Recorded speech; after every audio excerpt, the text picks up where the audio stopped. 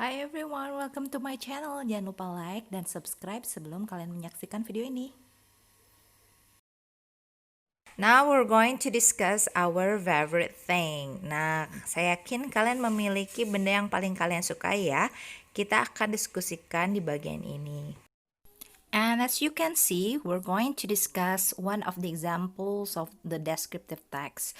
Jadi ini adalah salah satu contoh dari descriptive text tentang my teddy bear. Nah, di sini ada bagian identification. Di paragraf pertama dia menceritakan bahwa a favorite doll, dia punya favorite doll. Nah, namanya itu teddy bear dari Amerika dan diberikan oleh Aunt Lily, gave it to me last year when she returned from her business trip in New York. And in the first paragraph, the writer told us that I was very happy. I put it on a cabinet next to my bed. Sometimes I use it as a pillow. Jadi dia bilang bahwa dia suka sekali, sangat bahagia ya. Kemudian dia menyimpan boneka itu di sebelah tempat tidurnya, di sebuah lemari. And the writer also tells us that sometimes I use it as a pillow. Dia bilang bahwa dia kadang-kadang menggunakan boneka itu sebagai sebuah bantal. Nah, di paragraf kedua dia menceritakan bahwa si teddy bear ini memiliki ukuran yang besar dan warnanya coklat. Kemudian it is about 150 cm tall. Kemudian tingginya, beratnya. Nah, dijelaskan untuk dideskripsikan lebih jelas lagi di paragraf kedua. Jadi untuk bagian description ini dijelaskan benda yang kita sukai ini dari ciri fisiknya. Kita akan bisa elaborasi di bagian ini. Nah, kalian sudah paham ya bagian identification dan bagian description untuk menjelaskan benda favorit kalian. Nah, sekarang kita akan membahas tentang grammar review ya. Grammar review-nya ini akan berkaitan dengan noun and adjective. Sebagaimana kalian ketahui, noun adalah kata benda dan adjective adalah kata sifat. So, when describing, writers use many nouns, phrases, and trying to make readers get the mental picture of what is being described. Jadi saat menjelaskan sebuah benda, nanti penulis itu menggunakan yang namanya mental picture. Jadi untuk menjelaskan apa yang dia terangkan atau benda apa yang dia jelaskan. So as you know, noun is a thing, a place, or a person, or even an animal. Jadi sebagaimana kita ketahui bahwa noun atau kata benda ini bisa sebuah benda, sebuah tempat, atau orang, bahkan bisa sebuah atau seekor hewan ya. While adjective is a word that describe a noun. Nah, bisa juga di sini jelaskan bahwa kalau kita mau menjelaskan sebuah benda, kita menggunakan kata sifat atau kita sebut dengan adjective. An adjective that describe a noun is called a modifier. Jadi, kalau ada kata sifat yang menjelaskan sebuah benda, kita sebut dengan modifier. And then, a noun that goes with a modifier is called a noun phrase. Jadi, jika ada sebuah kata benda yang bergabung dengan sebuah modifier, kita sebut dengan noun phrase. Nah, kita akan mengobservasi atau menganalisa di manakah posisi modifier itu. Kita lihat contoh berikut ya.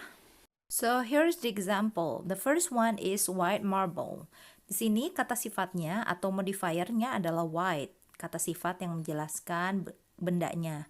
Bendanya adalah marble. Gabungannya menjadi white marble. Gabungan dari white marble ini yang disebut dengan noun phrase. Contoh kedua, the second example, intricate design. Kata bendanya adalah design, kata sifat untuk menjelasnya adalah intricate. The third one, contoh ketiga. And for the third one, the example is precious stone.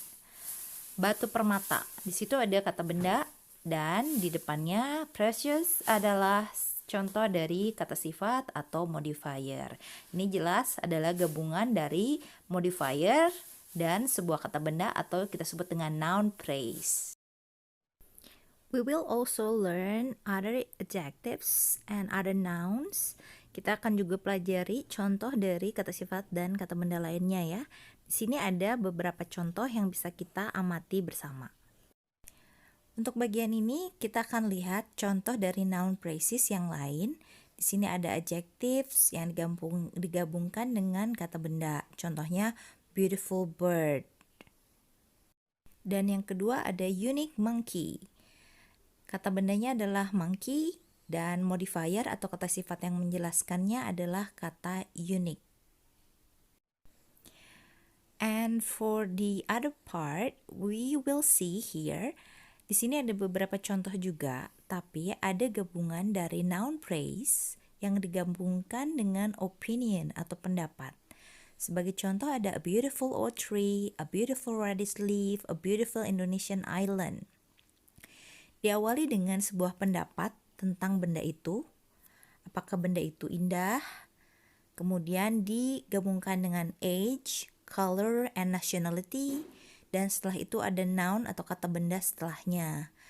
Sebagai contoh untuk kalimat atau noun phrase, a beautiful old tree. A beautiful old tree, opinion atau pendapat kita adalah beautiful, age-nya adalah old, dan noun-nya adalah tree. Untuk noun phrase selanjutnya, ada beautiful reddish leaf, opinion-nya adalah a beautiful, color-nya reddish, noun-nya leaf. Untuk selanjutnya, beautiful Indonesian island. Opinion, pendapat kita adalah beautiful, kemudian nationality, kebangsaannya adalah Indonesian, and kata bendanya adalah island. Jadi, sebuah pulau yang ada di Indonesia yang indah. Setelah membahas opinion adjectives, kita akan membahas tentang informasi lain yang bisa kita berikan untuk menjelaskan sebuah benda. Misalnya, jika kita ingin menjelaskan sebuah benda lebih detail, kita bisa menjelaskan tentang the size, ukurannya, the color, warnanya, the age, usianya, and nationality of the thing, atau dari mana asal benda itu. The following is the common word order of adjectives before a noun. Di bawah ini atau berikut ini adalah contoh dari susunan kata sifat sebelum sebuah kata benda. Sebagaimana kita bisa amati di sini, ada opinion, pendapat kita tentang benda itu, kemudian ada size, ukurannya, age, usianya, color, warnanya, nationality, dari mana asalnya benda tersebut, dan materials, bahannya terbuat dari apa, dari benda tersebut. Jadi, di saat kita akan menyusun beberapa kata sifat sebelum kata benda, kita bisa menggunakan pola seperti ini. Tapi biasanya jarang kita temukan 3 modifier atau 3 kata sifat untuk menjelaskan sebuah benda. So, kita bisa amati di sini beberapa modifier dalam menjelaskan sebuah benda. Now read the phrases below, identify the modifiers in number 1 as an example.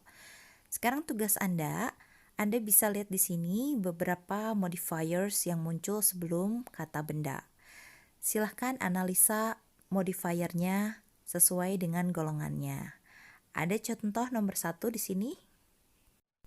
Nah, silahkan dianalisa sebagaimana contoh nomor 1. Ada size dan color. Ini adalah modifiersnya sebelum kata benda. Oke, silahkan dikerjakan latihannya dan bisa dikirimkan ke saya.